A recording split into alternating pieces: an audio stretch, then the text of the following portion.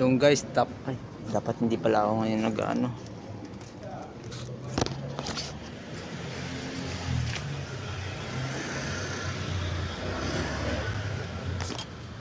Guys,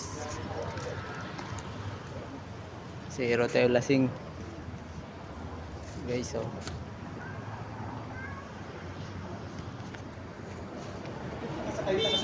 Nagkataon. Oo, layo ng ano namin.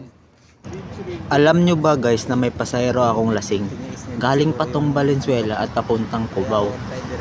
Kaso nga lang, hindi niya na natiis yung pagkalasing niya at natulog niya talaga sa gitna ng daan. Kaya ang ginawa ko, bumilid ako at huminto. Pagkahinto ko, bumagsak na talaga siya, tulog na talaga siya. So parang na bad trip na din ako kasi madaming oras yung nasayang. At inamin ko naman na kasalanan ko kasi na-pick up ko talaga siya eh. So sa Joyride nga po pala to na app kasi yung at yun nga guys, buti na hinto ko siya kasi kung hindi ko siya nahinto baka bumagsak na to sa gitna ng daan.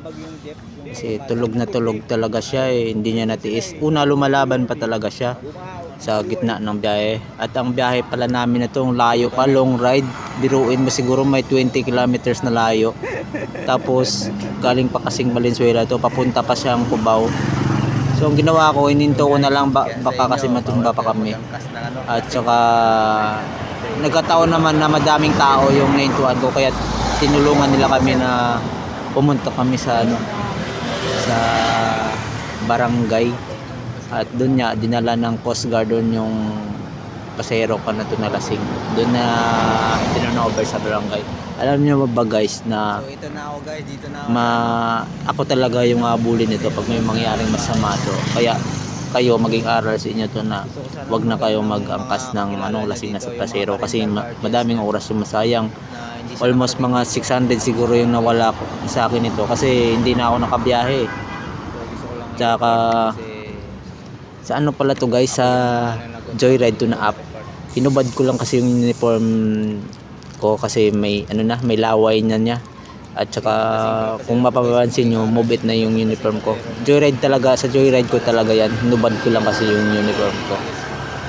At ang nangyari dyan ay siyempre kinuha nila yung mga details ko, lahat-lahat, para kung magabol man yung rider na may mangyari sa kanya o ninanakawan siya, at least nakapabarangay tayo, malinis din natin yung pangalan natin, hindi tayo maabriyado kasi sa barangay na natin na Tsaka ang ginawa ng barangay sa akin dyan guys, kasi hindi siya nakarating sa drop off ang ginawa ng barangay na pinagintuan namin ay pinapapunta ako dun sa barangay ng drop off niya para ipaalam sa pamilya niya na ganun siya, na lasing siya at dito siya sa kabilang barangay na na tulog.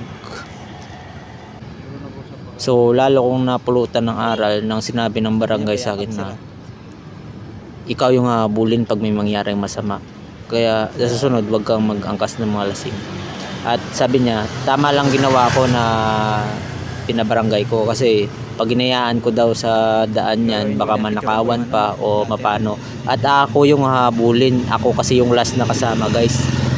Kaya maging aral sa inyo to na wag na kayong lasing kasi madaming pera yung masayang, hindi kayo makabiyahe, babantayan nyo pa siya, tapos pabalik-balik ka pa sa barangay niya, sa barangay na inintuan na dapat updated, ipaalam mo. Yun guys. At guys, napag-alaman namin na wala pala siyang pamilya sa drop-offan niya, sa mga bahay niya. Malakas kasi loob ko guys kasi yung mga babaeng naangkas ko nakakaya naman niya. At first time mangyari to sa akin na hindi talaga niya nakaya hanggang drop off.